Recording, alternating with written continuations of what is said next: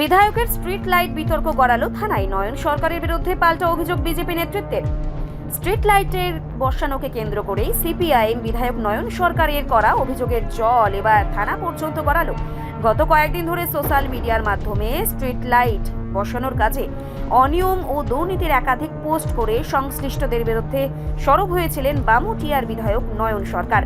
তার সেই কড়া সমালোচনায় রীতিমতো শোরগোল পড়ে গিয়েছিল এলাকায়। কিন্তু মঙ্গলবার গোটা পরিস্থিতির এক নাটকীয় মোড় দেখা যায়, যে নেতাদের লক্ষ্য করে বিধায়ক তীরে ছুঁড়েছিলেন।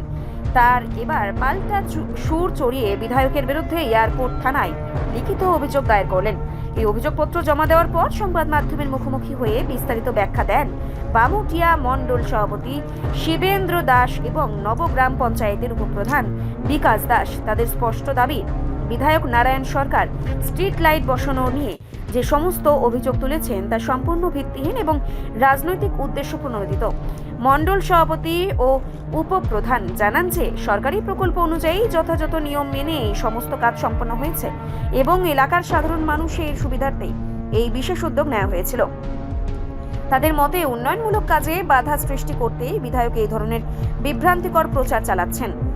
এলাকায় স্ট্রিট লাইট বসানোর কাজ নিয়ে যখন বিধায়ক ও স্থানীয় নেতৃত্বের মধ্যে এই কাজিয়া তুঙ্গে, তখন পুলিশের কাছে করা এই পাল্টা অভিযোগ রাজনৈতিক মহলে তীব্র চাপানুতর সৃষ্টি করেছে। এখন সকলের নজর নিবদ্ধ রয়েছে পুলিশ তদন্তের উপরে। আইনি লড়াইয়ের পর শেষ পর্যন্ত স্ট্রিট লাইট বিতর্কের প্রকৃত সত্য কি বেরিয়ে আসে, সেটা এখন দেখার। নমস্কার, আমি নবগ্রাম পঞ্চায়েতের উপপ্রধান বিকাশ দাস বলছি। তো বিগত পরশুদিন আমাদের নবগ্রাম পঞ্চায়েতে এমএলএ ফান্ড থেকে দু একজন লোক এসে তারা স্ট্রিট লাইট বসানোর কাজ করছিল। তো আমি পঞ্চায়েতের উপপ্রধান হিসেবে ওদেরকে আমি জিজ্ঞেস করছি যে তোমরা কার পারমিশনে এখানে এসেছো। তো ওরা বলছে এমএলএ ফান্ড থেকে বসানো, মানে স্ট্রিট লাইট বসাচ্ছে। তো আমরা বললাম যে আমরা পঞ্চায়েত বডি কেউ জানি না বা আমরা এলাকাবাসী কেউ জানি না, তোমরা এসে হঠাৎ করে এখানে বসিয়ে দেবে, কী করে এটা সম্ভব? তো হঠাৎ করে তারা চলে গেছে। তো আমরা এখানে কোনো বসানোর জন্য বাধাও দিইনি, তাদেরকে কোনো কিছু বলিনি, কিন্তু চলে গিয়েছে।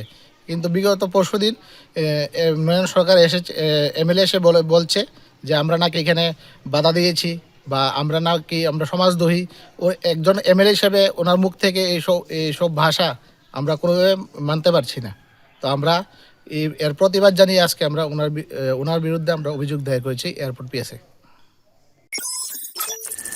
রিপোর্ট সংবাদ প্রতীক্ষা।